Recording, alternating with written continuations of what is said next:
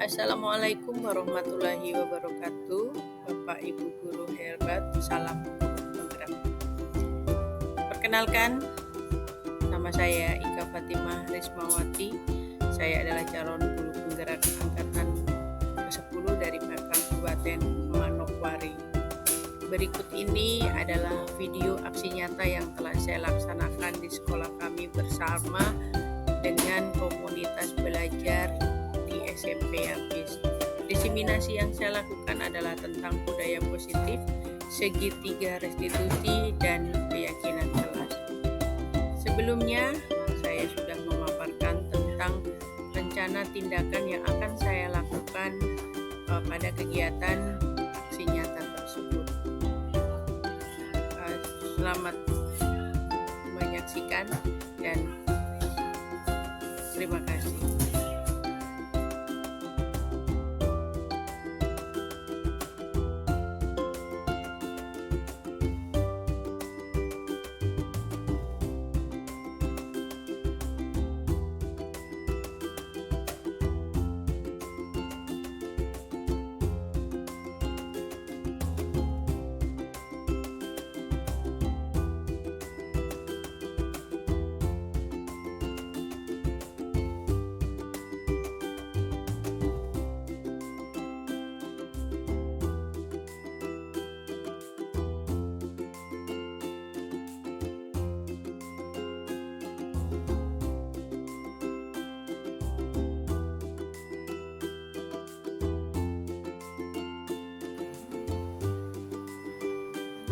Berikut adalah video aksi nyata berbagi praktik baik tentang budaya positif yang saya lakukan di sekolah kami, yaitu di SMP Apis Manokwari. Selamat menyaksikan. Yang terhormat Ibu Wakil Kepala Sekolah SMP Apis Manokwari, yang kami hormati Bapak, Ibu, serta staf tata usaha SMP Apis Manokwari. Puji syukur alhamdulillah senantiasa kita panjatkan kehadirat Allah Subhanahu wa taala. Pada kesempatan ini melatih Bapak Ibu kita semua dalam keadaan sehat walafiat. Sholawat dan salam senantiasa kita sanjungkan kepada junjungan kita Nabi Muhammad Shallallahu Alaihi Wasallam. Baik, Bapak Ibu, sebelum acara diseminasi dimulai, alangkah baiknya untuk lancarnya kegiatan hari ini, mari kita berdoa bersama yang akan dipimpin aksi nyata. Alangkah lebih baiknya, mari kita sama-sama berdoa seraya untuk lancarnya kegiatan kebaikan. Baik, kita sama-sama berdoa untuk membacakan surat Al-Fatihah.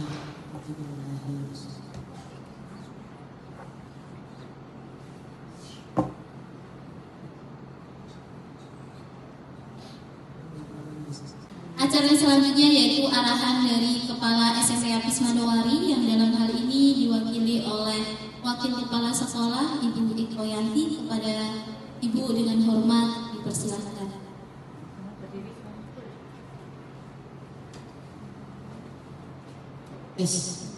Bismillahirrahmanirrahim. Assalamualaikum warahmatullahi wabarakatuh. Yang saya hormati Ibu Wakasek Bidang Kurikulum, yang saya hormati Bapak Ibu Guru SMP Apis, yang pada pagi hari ini dengan senang hati meluangkan waktu untuk menghadiri kegiatan yang Ibu Ika laksanakan, yaitu berbagi praktik di sekolah kita. Puji dan syukur marilah kita panjatkan kehadirat Allah Subhanahu wa taala, karena hanya dengan limpahan dan kasih sayangnya lah maka pada hari ini kegiatan yang akan Ibu Ika laksanakan mudah-mudahan dapat berjalan dengan baik.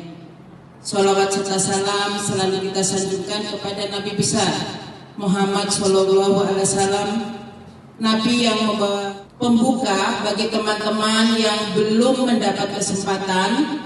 Jadi nanti untuk teman-teman semua, jika sudah mendapat kesempatan untuk menjadi calon guru penggerak, jangan ragu-ragu. ikutilah ibu-ibu guru yang dulunya sudah pernah mengikuti.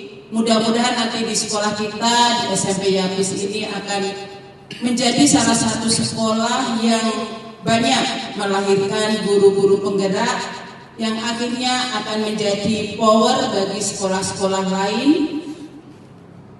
untuk bersama-sama memajukan sekolah, terutama anak-anak didik yang ada di sekolah ini. Diseminasi akan segera dimulai. Sebelumnya semangat pagi.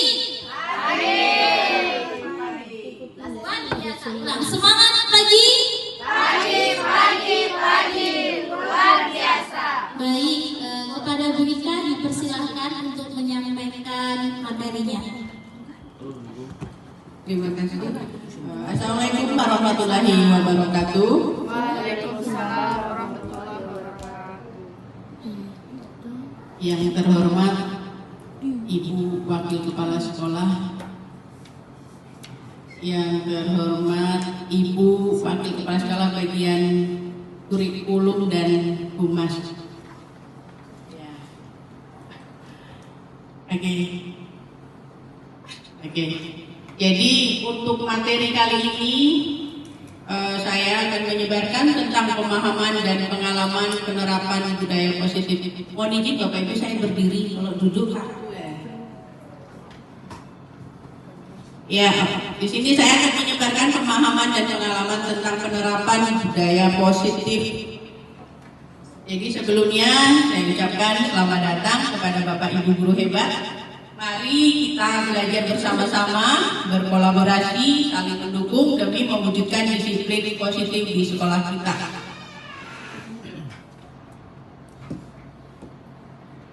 Untuk sebelum kita melaksanakan,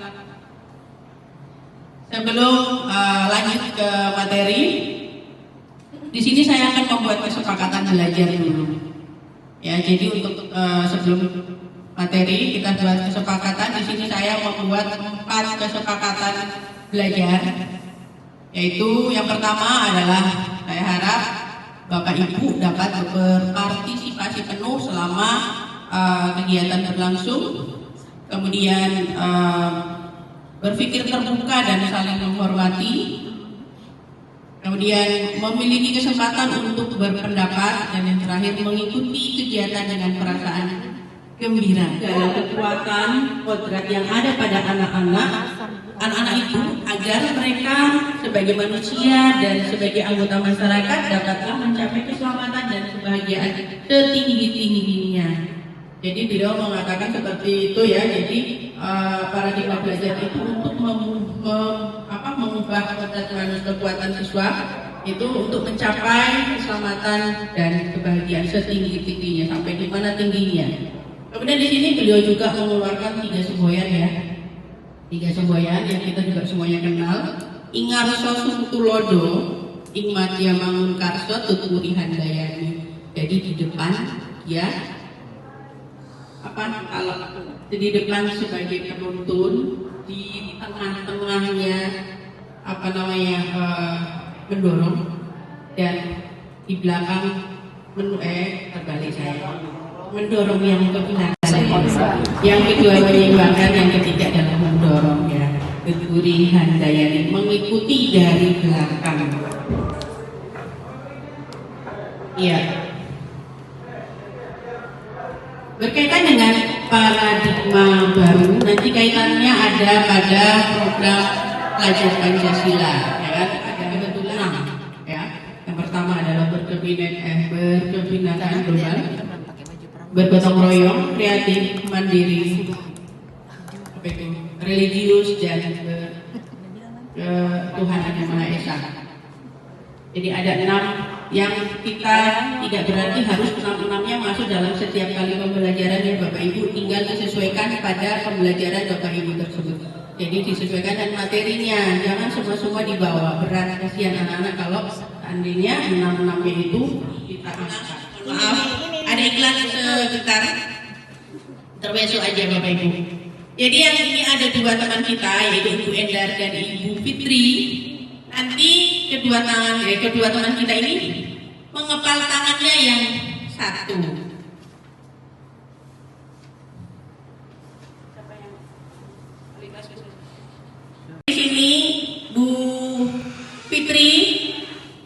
mengepalkan tangan.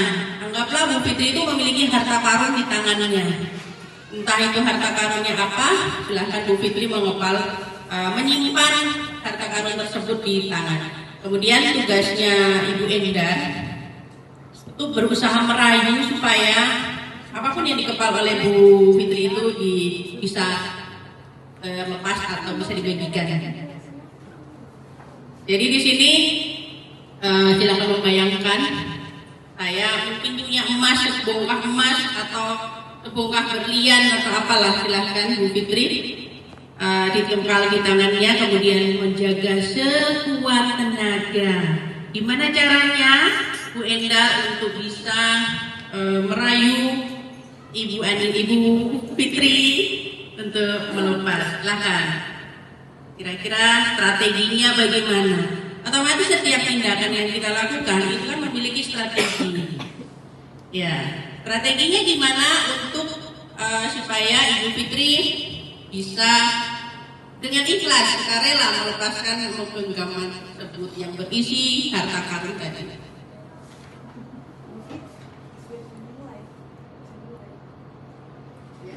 Silahkan dimulai, boleh. Pakai begininya.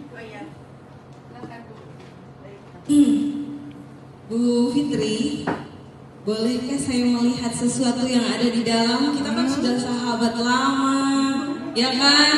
Masa saya nggak boleh sih? Boleh ya? Boleh lah, lihat. Boleh?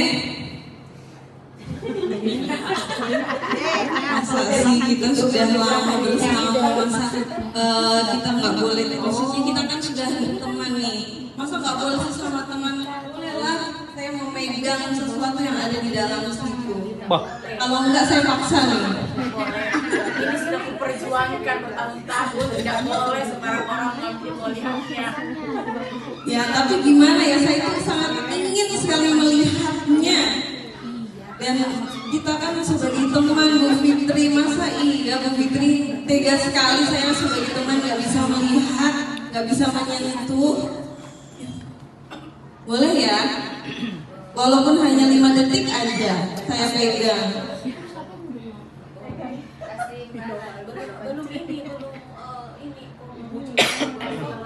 Aduh, saya nggak bisa rayuan mama. Ya Bu Fitri yang cantik, yang baik hati. Ya bolehkah saya pegang sebentar aja, 5 detik aja. Boleh, tapi janji 1 menit saja. 1 menit aja. Terlalu lama. 1 detik aja. 1 detik. 1 detik itu 1 kembali. Ya, tapi nanti kalau saya sudah pegang, misalnya saya suka, boleh nggak saya pinjam untuk? Oh, itu kan rayuan ya. Berarti hampir berhasil ya saya, walaupun 1 detik ya. Ya, oke. Oke. Sudah. Ya. Tangan untuk Ibu Endar dan Ibu. Bisa saja kita tidak bisa memberikan ke orang lain, tapi ada kalanya juga orang yang mau memberikan apa yang kita miliki tanpa harus dipaksa, ya kan? Jadi kepalan tangan itu tadi artinya sesuatu yang bisa kita jadikan sebagai kontrol diri, ya kan?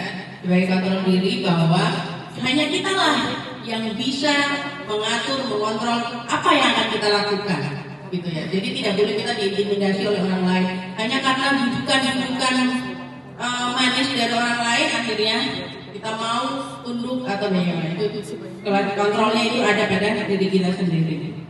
Nah, untuk teori kontrol tentunya kita sebagai seorang guru itu punya trik-trik ya, trik tersendiri. Kebanyakan guru itu mau mengontrol siswa ya. Kamu nggak boleh gini, kamu nggak boleh begitu. Nah, jadi tanpa kita sadar bahwa kita juga sebenarnya itu juga mengontrol mereka ya. Kemudian teori kontrol yang kedua bahwa ilusi bahwa penguatan positif itu efektif dan bermanfaat. Yang ketiga, ada kritik membuat orang bisa merasa bersalah dalam menguatkan karakter. Dan yang terakhir, yang keempat adalah ilusi bahwa orang dewasa memiliki hak untuk memaksa. Nah ini kita yang merasa bahwa kita ini seorang guru, ya kan? Kita seorang guru, kita kebanyakan memaksa ke siswa tanpa kita memberikan kesempatan kepada mereka. Nah, ayo belajar supaya dapat nilai 9, ya kan? Padahal kan tidak semua anak itu bisa paham supaya kita dapat nilai 9, kan? Jadi kita tidak perlu lagi, tidak perlu memaksa mereka. Jadi kita harus malah lebih mendorong. Kalau saja kita memaksa, berarti kita juga seakan-akan kita membuat kesalahan pada memaksa ke mereka, berarti kan kita membuat kesalahan pada siswa, merusak karakter mereka. Kan tidak semua anak bisa nilai matematikanya bagus, ada juga yang bahasa Inggrisnya lebih bagus. Bisa di matematika belum tentu bisa di bahasa Inggris, kadang bisa di bahasa Inggris belum tentu bisa di matematika. Jadi kita tidak boleh merusak karakter siswa dan memaksa. Ini saya cukup mengangkat satu saja yang banyak. Tampaknya guru sedang mengontrol perilaku murid. Hal demikian terjadi karena murid sedang mengizinkan dirinya dikontrol. Kemudian pada saat itu bentuk kontrol guru menjadi kebutuhan dasar yang dipilih murid tersebut. Teori kontrol menyatakan bahwa semua perilaku memiliki tujuan bahkan terhadap perilaku yang tidak sesuai. Ya, kadang kita paksakan anak-anak, kadang anak-anak itu tidak suka. Tapi mereka belum menyadari bahwa ketidaksukaan itu nantinya akan bermanfaat di kemudian hari untuk mereka. Gitu. Kadang kita juga dulu pernah mengalami seperti itu ya, waktu dari anak-anak atau sekolah juga kita sering merasa bahwa kenapa bapak ibu guru terhadap saya seperti ini. Tapi kita sudah menyadari bahwa hal tersebut nantinya akan sangat bermanfaat bagi diri kita sendiri. Itu bahwa disiplin positif itu untuk mencapai kemerdekaan atau dalam konteks pendidikan saat ini, untuk menciptakan murid yang merdeka, syarat utamanya adalah harus disiplin yang kuat. Ya, jadi kalau mau menciptakan siswa atau murid yang merdeka, kita harus mengutamakan disiplin. Jadi kedisiplinan diri itu penting. Disiplin dimaksud itu adalah disiplin diri yang untuk memiliki motivasi internal. Jika tidak memiliki motivasi dari dalam, bagaimana kita mau bisa lebih maju lagi. Maka kita memerlukan pihak lain untuk mendisiplinkan kita. Jadi kadang kita untuk bisa tertib memang butuh orang lain. Tidak, kalau seandainya hanya diri kita sendiri kadang tidak bisa. Jadi harus ada yang saling mengingatkan untuk bisa lebih bisa kontrol, bisa berdisiplin diri. Nah, ini ada pertanyaan yang mau saya sampaikan. Sebagai seorang pendidik, saat ini Anda perlu hadir di suatu pelatihan. Ya, saat itu atau saat inilah ya, hadir di pelatihan. Motivasi apakah yang mendasari dari tindakan Anda tersebut? Kira-kira motivasinya apa kalau pas mengikuti pelatihan ini? Baik,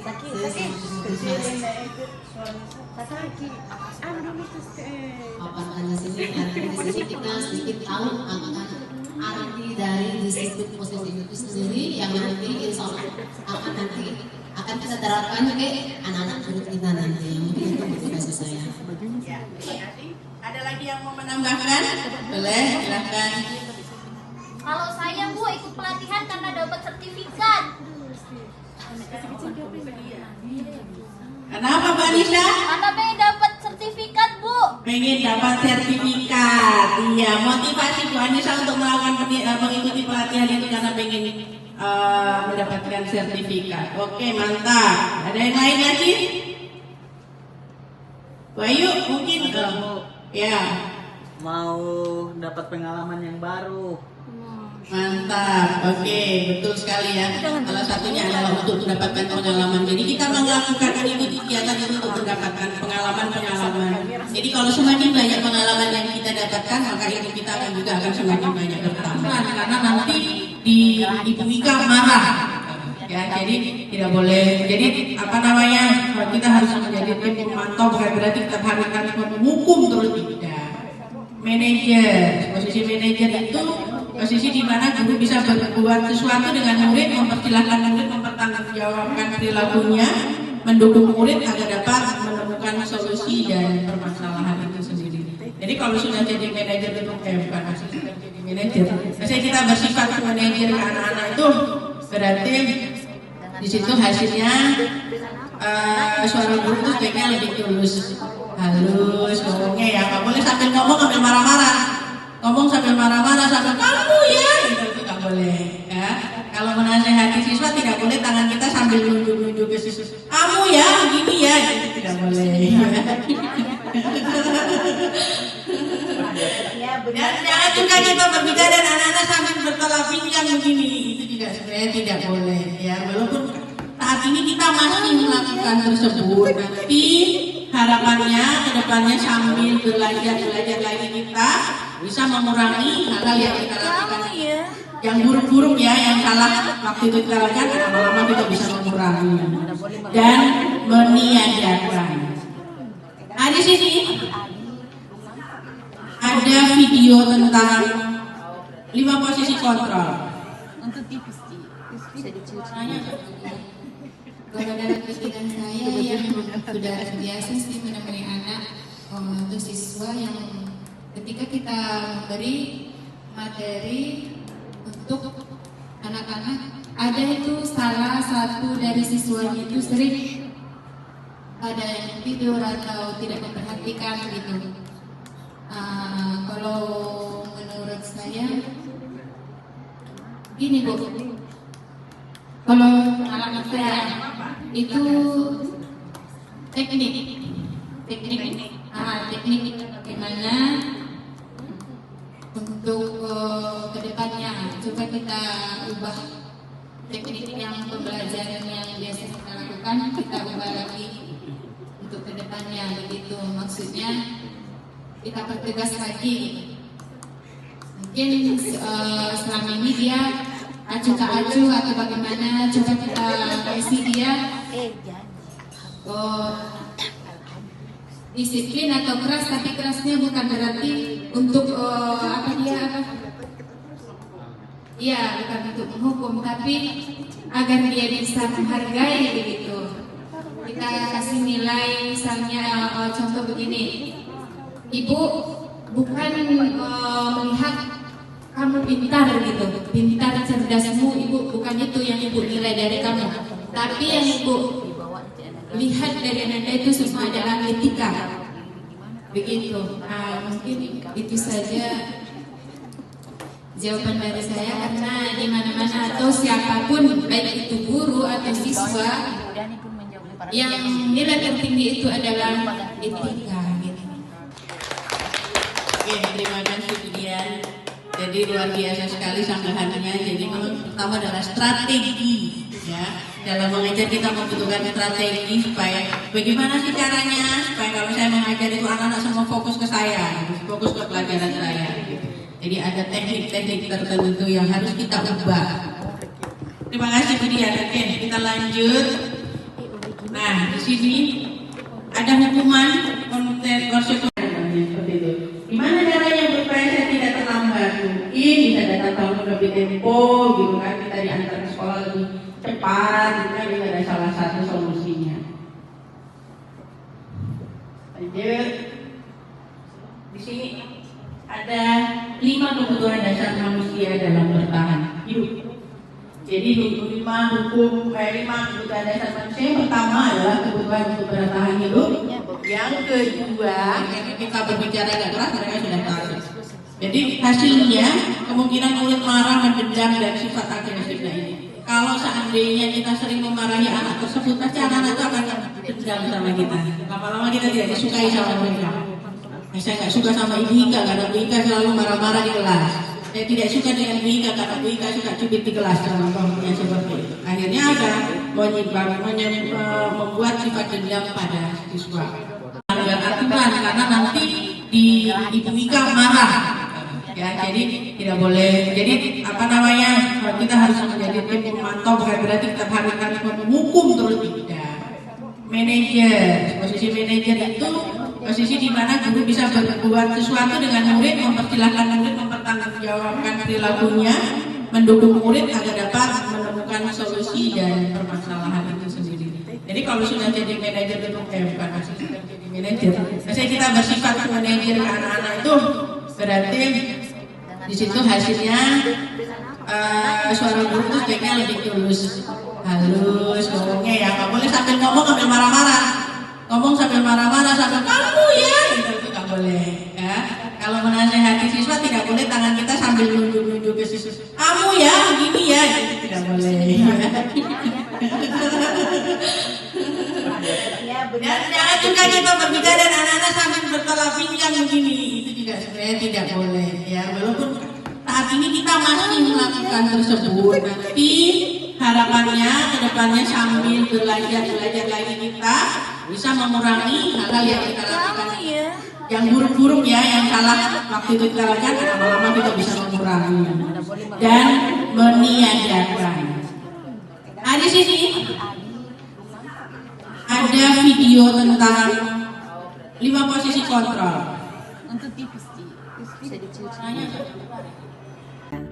Pada video kali ini, kita akan membahas tentang 5 posisi kontrol yang dikembangkan oleh Diane Goosen dan contoh penerapannya.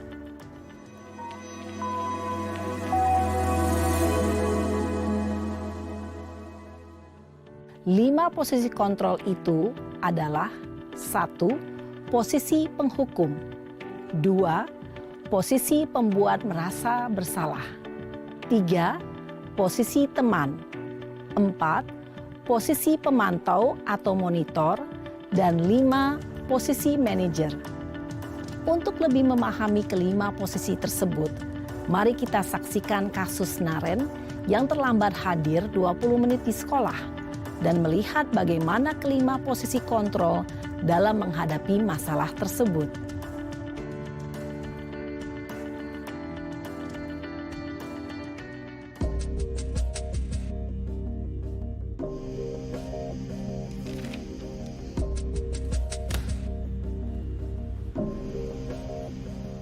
Naren! Sini kamu! Selamat pagi, Bu. Selalu terlambat. Kamu deh, pasti terlambat. Maaf, Bu. Saya... Apa? Apa coba? Alasan kamu apa lagi? Kapan sih kamu tidak terlambat? Malas sekali ya kamu jadi anak. Saya... Dasar pemalas. Gak kapok-kapok sih kamu. Sudah berapa kali terlambat? Sana. Kamu keliling lapangan basket 2 kali. Kenapa saya harus keliling lapangan basket, Bu? Kenapa? Kamu mau lawan ibu? Berani-beraninya jawab. Sudah terlambat, masih berani jawab pula. Sekarang, keliling lapangan basket 5 kali sekalian. Biar kapok. Cepat. Pergi sana ke lapangan basket. Posisi penghukum biasanya berbicara dengan nada tinggi, menghardik, menunjuk-nunjuk, menyakiti, dan menyindir. Hukuman bisa berupa fisik maupun psikis. Ibu dan bapak guru hebat. Dampak yang terjadi pada murid ketika guru berada pada posisi penghukum adalah murid cenderung akan memberontak, bahkan menyimpan dendam.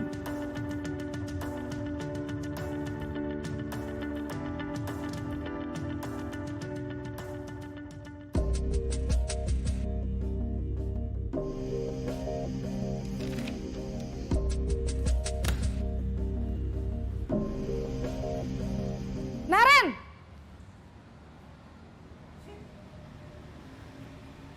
Selamat pagi, Bu. Naren. Kamu kenapa terlambat lagi, nak? Ya Tuhan, Naren. Kamu senang ya bikin ibu susah ya? Kalau kamu terlambat lagi, nanti ibu yang ditegur bapak kepala sekolah, nak. Disangka ibu tidak bisa membina kamu. Duh, gimana ini? Maaf, Bu. Duh, Gusti Naren. Kamu suka ya kalau ibu ditegur bapak kepala sekolah? Terus, sekarang ibu harus tulis apa ini di buku absen? Ini kamu sudah sering terlambat loh. Ibu harus apa coba? Maaf, Bu. Maaf sekali. Ya sudah, lain kali jangan bikin ibu susah lagi ya nak ya. Ibu tidak akan kuat lagi kalau kamu begini terus. Bisa jantungan kalau ibu ditegur Bapak Kepala Sekolah. Sana cepat ke kelas. Maaf ya Bu, maaf sekali. Posisi pembuat rasa bersalah berbicara dengan nada tenang, cenderung lembut. Namun kata-kata yang diutarakan membuat murid merasa menjadi orang yang gagal. Memandang buruk dirinya sendiri, merasa tidak berharga, dan tidak sanggup membahagiakan orang lain. Ketika guru mengambil posisi pembuat rasa bersalah, murid akan menganggap dirinya yang bersalah dan ia akan menyimpan emosi negatif tersebut di dalam dirinya.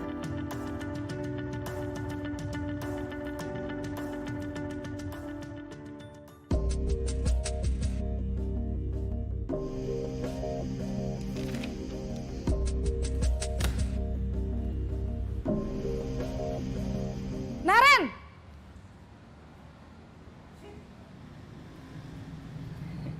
Selamat pagi Bu. Wah, sudah jam berapa ini, Nak? Terlambat lagi ya, sayang. Iya Bu, habis ibu saya lupa bangunkan saya Bu.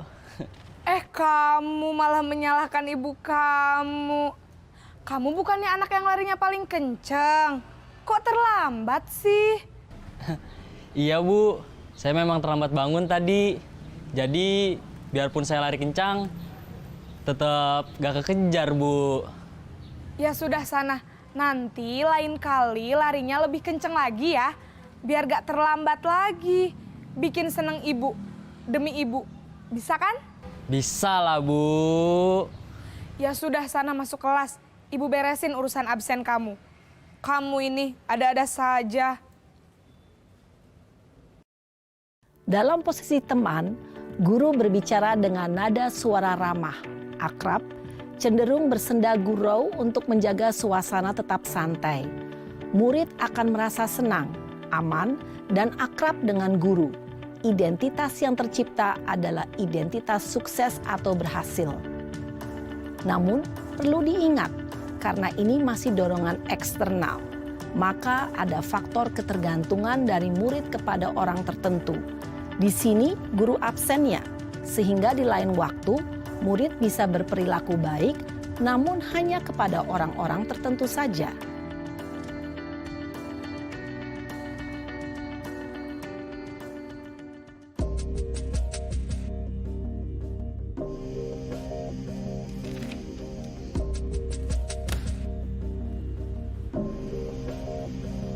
Naren!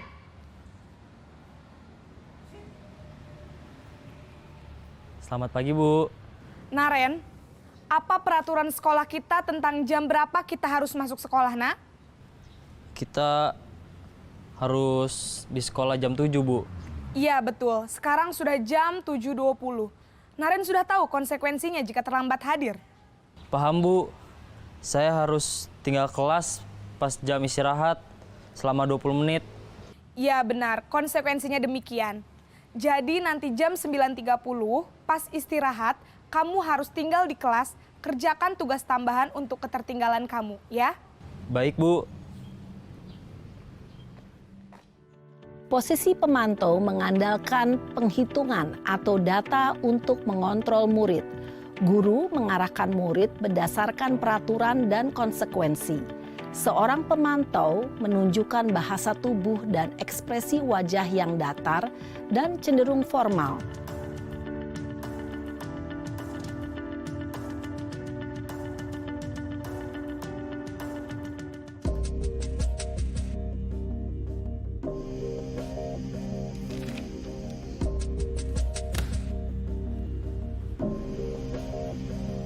Naren!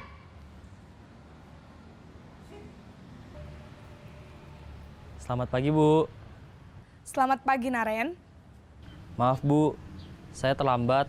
Iya, sekolah masuknya jam 7, sekarang sudah jam 7.20. Jadi sekarang bagaimana ini, Naren? Maaf Bu, saya lupa setel alarm saya semalam. Baiklah, menurut kamu, keyakinan sekolah yang mana yang perlu kamu tingkatkan? Menghargai diri sendiri dan orang lain mungkin ya Bu. Setuju. Jadi, apakah Naren meyakini prinsip saling menghormati tersebut? Iya Bu, saya meyakininya. Apakah Naren bersedia memperbaiki masalah keterlambatan ini? Bersedia Bu. Bagaimana kamu akan perbaiki masalah keterlambatan ini? Saya akan coba untuk tidak lupa menyetel alarm saya Bu. Baik, kalau Naren lupa menyetel alarm di rumah, ada orang yang kira-kira bisa bantu mengingatkan tidak? Ada Bu, kakak saya, Kak Ema. Ada lagi selain Kak Ema?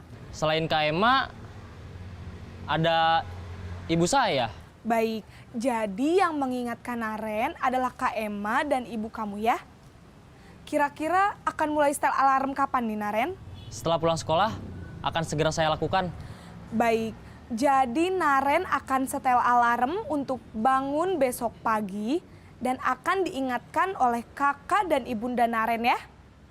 Ada lagi yang mungkin perlu dilakukan Naren agar tidak terlambat bangun lagi? Tidak ada Bu. Baik Naren, terima kasih untuk kerjasama kamu. Sekarang kamu perlu kembali ke kelas untuk belajar. Baik Bu, terima kasih. Posisi manajer adalah posisi kontrol yang disarankan untuk membimbing murid memiliki sikap disiplin yang positif, yaitu murid yang mandiri, bertanggung jawab, dan dapat memecahkan masalah. Tujuan dari posisi ini adalah agar murid dapat berefleksi atas tindakannya. Guru akan dengan tulus memberikan pertanyaan-pertanyaan bermakna, sehingga membuat murid dapat belajar dari kesalahannya dan mencari sebuah solusi untuk menyelesaikannya. Ibu dan Bapak guru hebat, setelah mengamati adegan kelima posisi kontrol tadi, kira-kira posisi mana yang paling ideal? Posisi mana yang dapat menunjang motivasi intrinsik murid? Ya, tentu posisi manajer. Posisi ini memang posisi ideal yang ingin dituju setiap pendidik. Pada posisi inilah, guru dapat menerapkan disiplin positif yang berpihak pada murid, yang memerdekakan murid. Perjalanan seorang pendidik tentunya tidak mudah untuk sampai pada posisi seorang manajer. Namun, tujuan kita pasti, yaitu menciptakan murid-murid yang mandiri, merdeka, dan bertanggung jawab. Semoga penggambaran 5 posisi kontrol yang telah diperlihatkan ini dapat menjadi ajang refleksi bagi kita semua, agar dapat terus mengasah dan menerapkan disiplin positif yang memerdekakan murid. Mari terus berlatih dan bersemangat. Selamat menerapkan. Salam dan bahagia, Ibu dan Bapak guru hebat.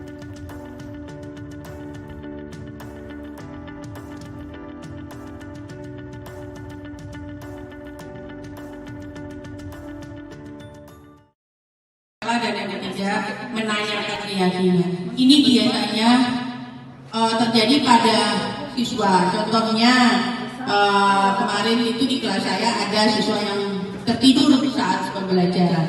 Nah, setelah itu saya panggil dia, kita menanyakan menstabilkan identitas. Kita menanyakan, kenapa kamu tidur di kelas? Penyebabnya apa? Nah, setelah kita tahu penyebabnya, kita memvalidasi tindakannya. Kalau seandainya dia bilang, saya tidur karena bangunnya melambung, bangunnya terlalu siang karena tidur kemalaman. Nah, berarti kita harus memvalidasi tingkat kesalahannya di mana. Kita tanya, apakah tidur terlalu malam itu benar atau tidak? Kemudian bangun terlambat itu benar atau tidak? Nah, itu. Jadi kita harus memvalidasi tindakan yang salah. Kemudian menanyakan keyakinan. Menanyakan keyakinan di sini tujuannya adalah kita memberikan gambaran-gambaran, kemudian kita bertanya ke siswa, kapan kira-kira akan mulai berubah, supaya tidak besok datang lagi terlambat atau tidur di kelas. Itu adalah menanyakan keyakinan kelas, dan harus anak tersebut menyebutkan keyakinannya sendiri. Besok Bu saya mulai berubah. Itu berarti itu dorongan dari diri sendiri. Itu namanya keyakinan. Jadi semuanya itu harus dengan segitiga restitusi. Tidak boleh langsung menghukum satu ini, tidak boleh. Jadi ada kestabilan penyebabnya apa, kesalahannya di mana, dan keyakinannya itu apa. Jadi mungkin sampai di sini saya singkat Bapak Ibu ya. Jadi refleksi. Ya, ini kita singkat saja. Jadi untuk materi saya hari ini sudah saya paparkan semuanya. Kita tibalah pada saat refleksi. Apakah ada Bapak Ibu yang mau merefleksi materi kita pada hari ini? Mungkin Pak Lajuli, Ibu Hikmah.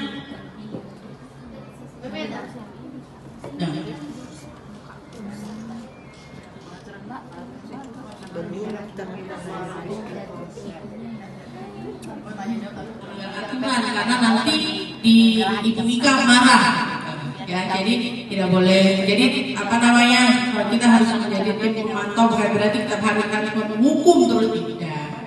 Manajer, posisi manajer itu posisi di mana guru bisa berbuat sesuatu dengan murid, mempersilahkan murid mempertanggungjawabkan perilakunya, mendukung murid agar dapat menemukan solusi dan permasalahan itu sendiri. Jadi kalau sudah jadi manajer itu bukan asisten jadi manajer. Biasanya kita bersifat manajer ke anak-anak itu berarti di situ hasilnya suara guru itu sebaiknya lebih halus ngomongnya ya, nggak boleh sambil ngomong sambil marah-marah, ngomong sambil marah-marah sambil kamu ya, itu nggak boleh ya. Kalau menasehati siswa tidak boleh tangan kita sambil nunjuk-nunjuk ke siswa, kamu ya begini ya, itu tidak boleh. Dan jangan juga kita berbicara dan anak-anak sambil bertolak pinggang begini, itu juga sebenarnya tidak boleh ya. Walaupun saat ini kita masih melakukan tersebut, nanti harapannya kedepannya sambil belajar lagi kita bisa mengurangi hal-hal yang kita lakukan, yang buruk-buruk ya, yang salah waktu itu kita lakukan, lama-lama kita bisa mengurangi dan meniadakan. Di sini ada video tentang 5 posisi kontrol.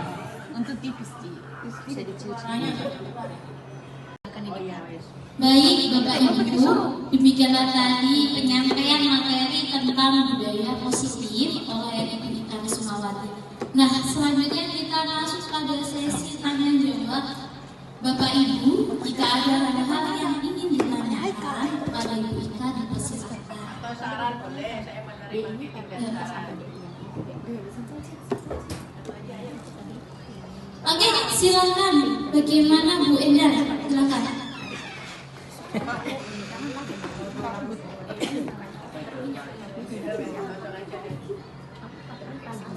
Baik, Ibu Ika, terima kasih atas tadi materi yang sangat bermanfaat bagi kita semua. Insya Allah bisa diterapkan oleh guru dan menambah pengetahuan.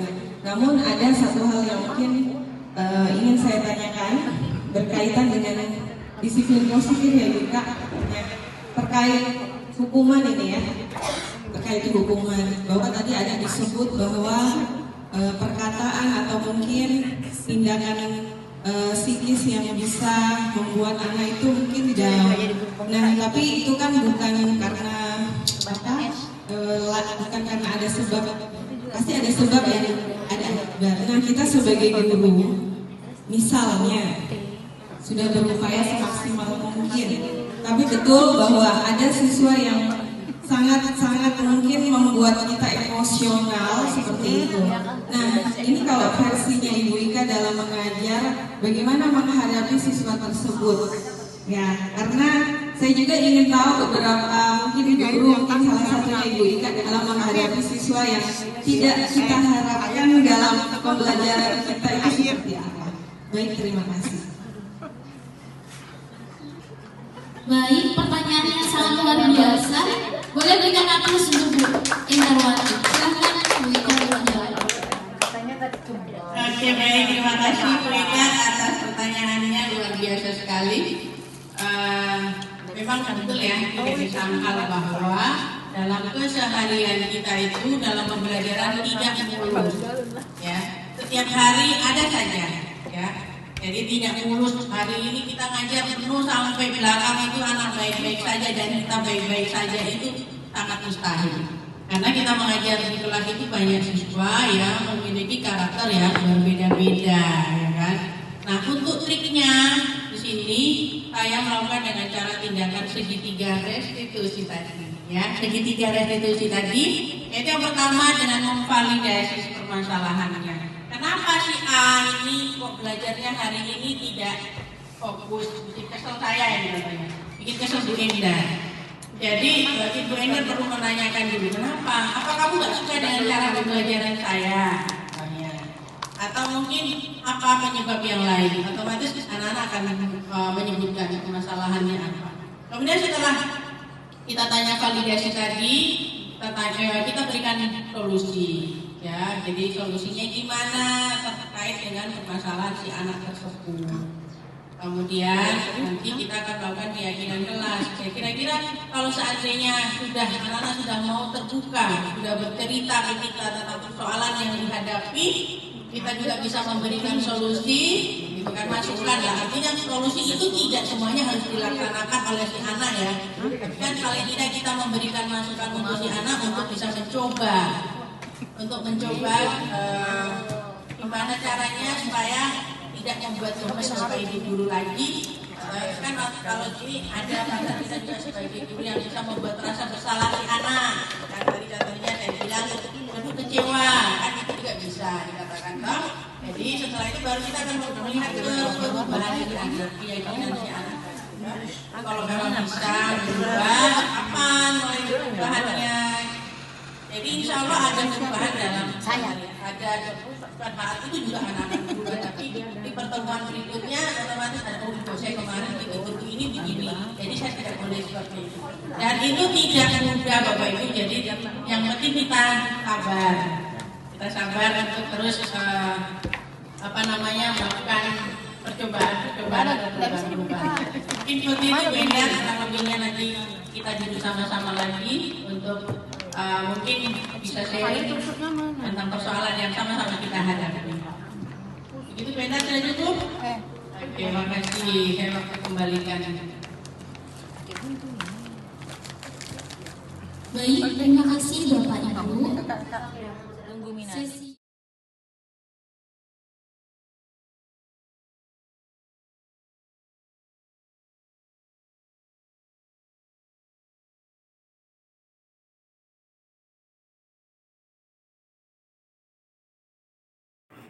Assalamualaikum warahmatullahi wabarakatuh.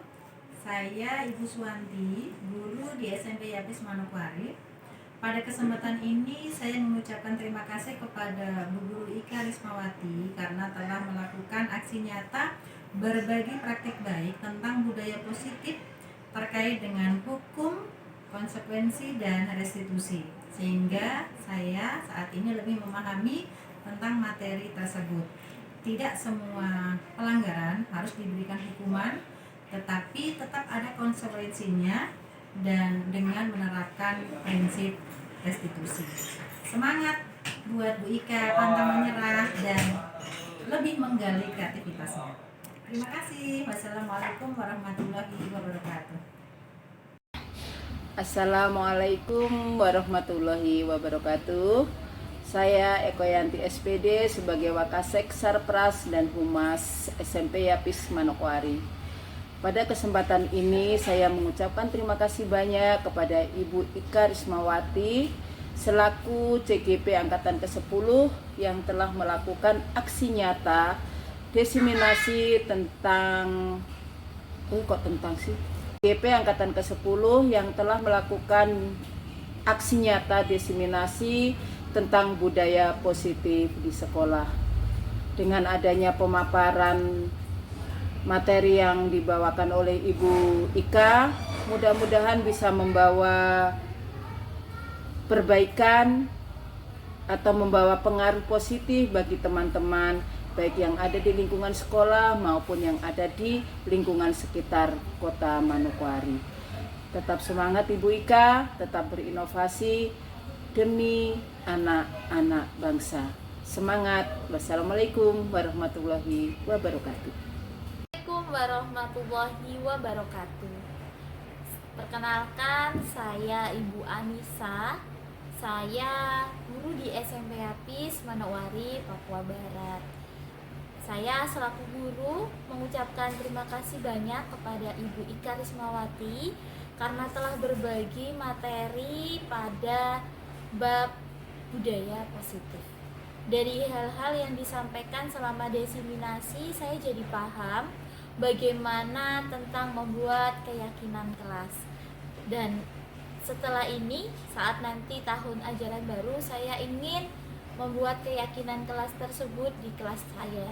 Nah, selain itu juga saya jadi paham bagaimana ketika menghadapi siswa yang bersalah dengan melakukan segitiga restitusi.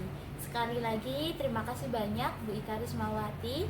Jangan lelah berbagi kepada kami sehingga kami memperoleh pengalaman baru dan dapat kami bagikan kepada peserta didik di SMP Apis Manowari.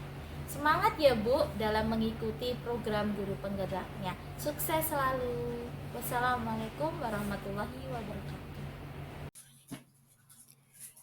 Berikut adalah testimoni dari siswa yang pernah bermasalah dan mendapatkan solusi dari praktek segitiga restitusi yang saya lakukan terhadap peserta didik di kelas. Assalamualaikum warahmatullahi wabarakatuh. Saya Aisyah Safitri mengucapkan banyak terima kasih kepada Ibu Ika Fatimah Rismawati, yang dimana pada saat hari itu saya datang terlambat ke sekolah saat pembelajaran IPA di jam mata pelajaran yang pertama. Setelah pembelajaran selesai, Ibu Ika melakukan testimoni kepada saya dengan menanyakan alasan mengapa saya bisa terlambat ke sekolah.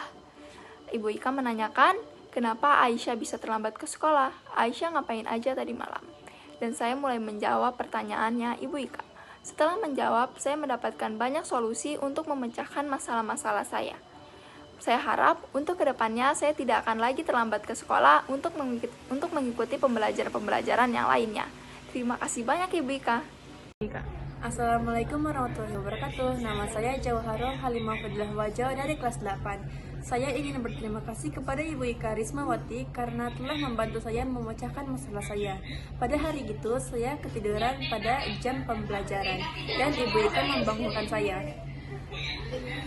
Saat jam pembelajaran kelas selesai, Ibu Ika mengajak saya untuk melakukan restitusi dan mengajukan beberapa pertanyaan seperti mengapa saya bisa ketiduran dan membantu saya mengatur jadwal belajar saya dan jadwal tidur saya lebih baik. Terima kasih Ibu Ika. Demikianlah tadi video aksi nyata yang telah saya laksanakan di sekolah kami tentang diseminasi budaya positif. Sekian dan terima kasih.